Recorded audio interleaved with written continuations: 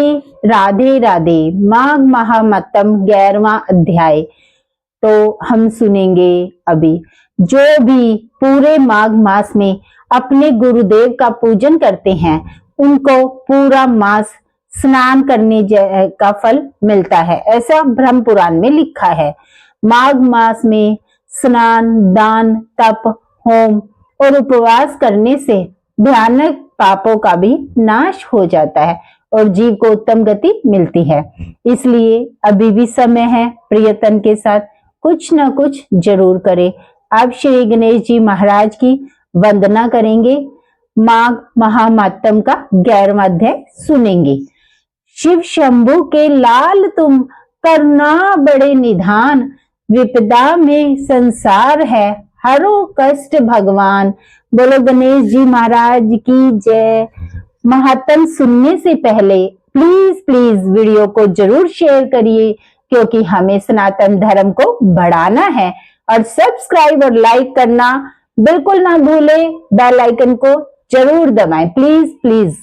कल हमने माघ महामत्तम के 10वें अध्याय में दत्तात्रेय जी द्वारा वन में माघ मास स्नान के नियम सुने, जो उन्होंने राजा सहस्त्र अर्जुन को बताए। अब आगे की सुनते हैं। राजा सहस्त्र अर्जुन जी बोले, हे बस वो राक्षस कौन था और कंचन मांजनी कौन थी? उसने अपना धन कैसे दिया और उसके साथ कैसे हुआ? हे योग्य में श्रेष्ठ दत्तात्रेय जी, अत्रि ऋषियों के संतानों के सूर्य, ये कथा सुनाकर मेरे कौतूहल को दूर कीजिए। तब दत्तात्रेय जी कहने लगे कि हे राजन, इस पुरातन विचित्र इतिहास को सुनो। अब कंचन मालिनी नाम की एक सुंदर अप्सरा थी, जो माघ मास में प्रिया स्नान करके कैलाश पर्वत पर जा रही थी। तब उसको मार्ग में जाते हुए हिमालय की कुंज से एक राक्षस ने देखा। वो सोने जैसे तेज वाली, सुंदर बड़े बड़े नेत्रों वाली, चंद्रमुखी, सुंदर केश वाली अपार सुंदर अप्सरा को देखकर उस राक्षस ने कहा, हे सुंदरी कमल नयनी, तुम कौन हो और कहां से आ रही हो?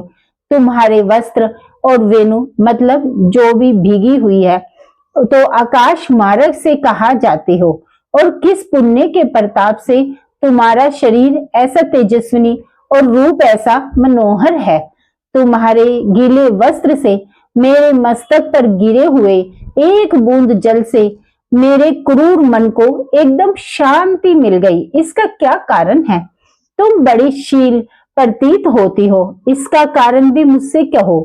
तब अप्सरा ने कहा, हे राजन सुनो, मैं काम रूप में अप्सरा हूँ। मैं प्रयाग में संगम में स्नान करके आ रही हूँ। इसी से मेरे वस्त्र भीगे हैं।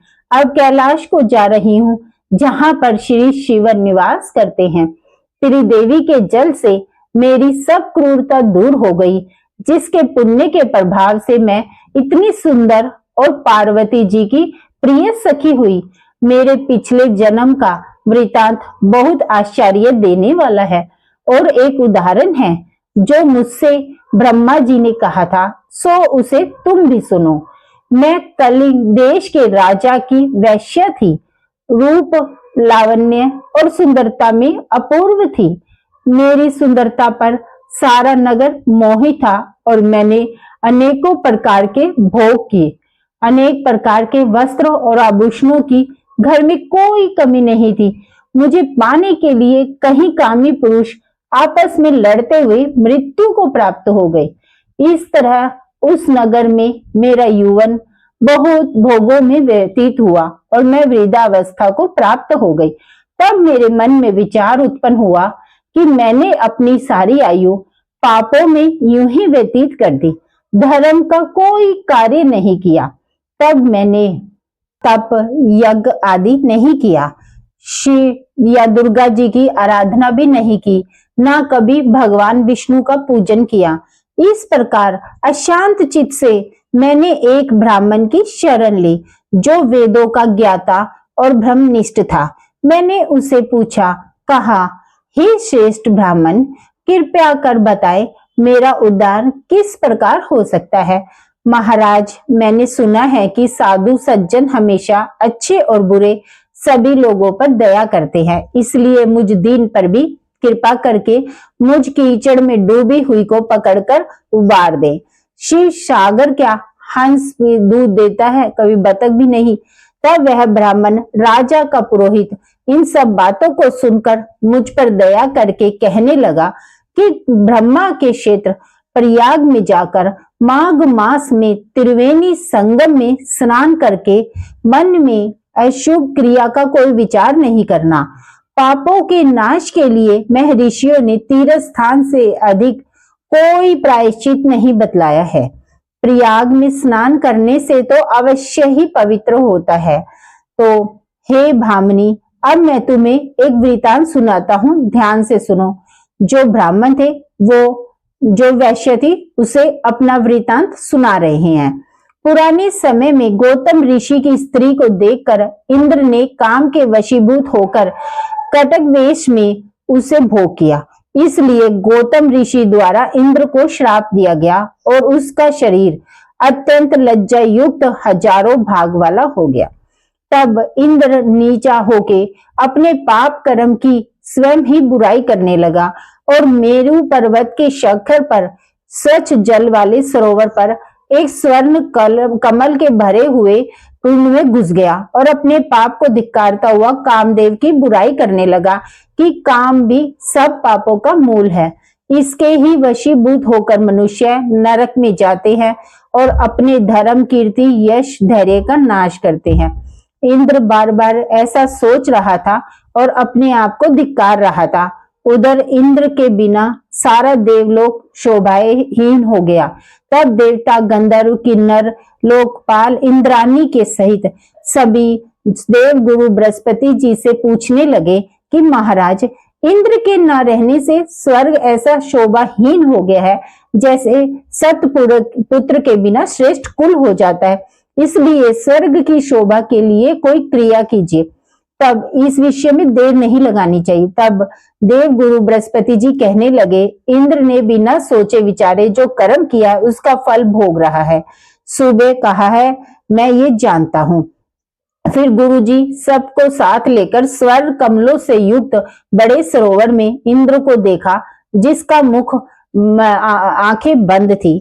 बृहस्पति जी ने इंद्र को पुकारा। तब इंद्र ने बृहस्पति जी के चरणों को पकड़कर कहा कि इस पाप से उद्धार करके मेरी रक्षा कीजिए। इंद्र की बात सुनकर बृहस्पति जी ने कहा कि प्रयाग में स्नान करने से तुम पाप मुक्त हो जाओगे। तब इंद्र उसी समय प्रयाग में जाकर स्नान किया और त्रिवेणी स्नान से वह इंद्र पाप मुक्त हो गया। तब बृहस्पति जी ने इंद्र को वरदान दिया, तुम्हारे शरीर में जितने भाग हैं सब नेत्र हो जाए। तब इंद्र बृहस्पति जी के वरदान से 1000 नेत्रों से ऐसे सुशोभित हुआ जैसे मानसरोवर में कमल सुशोभित होता है। इसके बाद इंद्र अपनी अमरावती नगरी को चले गए।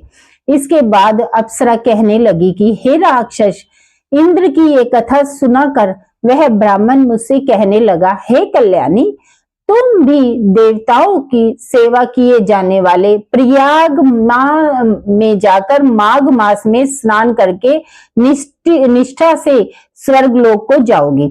मैंने उनके वचन सुनकर पैरों को पकड़कर प्रणाम किया और घर में आकर नौकर चाकर धन आदि त्याग कर शरीर को नष्ट होने वाली वस्तु समझकर घर से निकली और माघ में गंगा यमुना के संगम में जाकर स्नान किया।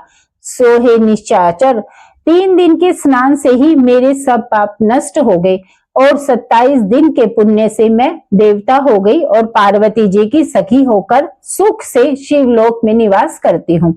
इसलिए अब मैं प्रयाग के मातम को याद करती हूँ और सभी देवताओं सहित माघ के महीने में प्रयाग में स्नान करती हूँ। ये सब वृतांत मैंने तुमसे कहा। तुम भी मुझे बताओ, इस योनि में पड़ने और कुरूप होने का क्या कारण है? तुम्हारी दाढ़ी और मूछें बहुत बड़ी बड़ी है। तुम पर्वत की गुफा में वास करते हो और कंचन राक्षस से सारा वृतांत सुन रही है। यही हमारे माघ महात्म्य के 11वें अध्याय का समापन है। ये इस राक्षस ने अपने बारे में क्या बताया, ये हम कल माघ महात्म्य के अध्याय 12 में सुनेंगे।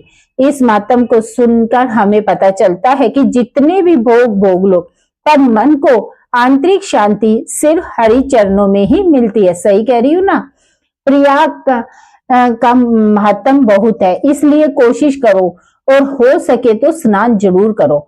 और अंत में फिर आपको याद दिलाऊंगी, जब पता है जीवन क्षण भंगुर है, अगले ही पल क्या हो जाए कुछ नहीं पता। अभी प्रयाग स्नान के प्लान बना रहे हैं, स्नान का प्लान बना रहे हो और अगले ही पल क्या हो जाए। तो इसीलिए कलयुग के प्रभाव से निकलने का एक ही उपाय है, अधिक से अधिक नाम जप कीजिए। याद है ना, कलयुग केवल नाम आधारा। सिर्फ नाम जप करके प्रेम भक्ति मुक्ति शक्ति सब पाई जा सकती है। और माघ तो बहुत बहुत सरल उपाय है इस मुक्ति को पाने का। इसलिए हर समय हर सांस के साथ नाम जप कीजिए और कहिए हरे कृष्णा कृष्णा कृष्णा हरे हरे, हरे Ram Ram Ram Hare Hare. Please in videos को अधिक से अधिक शेयर करके माघ मास के प्रभाव को सबको बताओ। अपने शास्त्रों का ज्यादा से ज्यादा प्रचार कीजिए और नाम जप का भी ज्यादा से ज्यादा प्रचार कीजिए, क्योंकि हमें सनातन धर्म को बढ़ाना है। तो इसीलिए अगर आपको मेरी वीडियो अच्छी लगी हो तो आप लाइक जरूर कीजिएगा और कमेंट बॉक्स में लिखकर जरूर बताइएगा कि आपको भक्ति से रिलेटेड जो कोई भी बात पूछनी हो तो कमेंट बॉक्स में पूछिएगा। और अगर आपको इस बारे में कोई ज्ञान है तब भी आप कमेंट बॉक्स में लिखकर बता सकते हैं, क्योंकि ज्ञान बांटने से बढ़ता है। और ज्यादा से ज्यादा शेयर जरूर करिए, क्योंकि हमें सनातन धर्म को बढ़ाना है। चैनल पर नए हैं तो प्लीज प्लीज सब्सक्राइब कीजिए, बेल आइकन को जरूर दबाइए ताकि हर नोटिफिकेशन आपको मिल सके। प्रयागराज कुंभ की हर वीडियो में डाल रही हूँ, लाइव अपडेट डाल रही हूँ, उन सबको आप जरूर देखें और घर बैठे आनंद लें। धन्यवाद। जय श्री राधे राधे।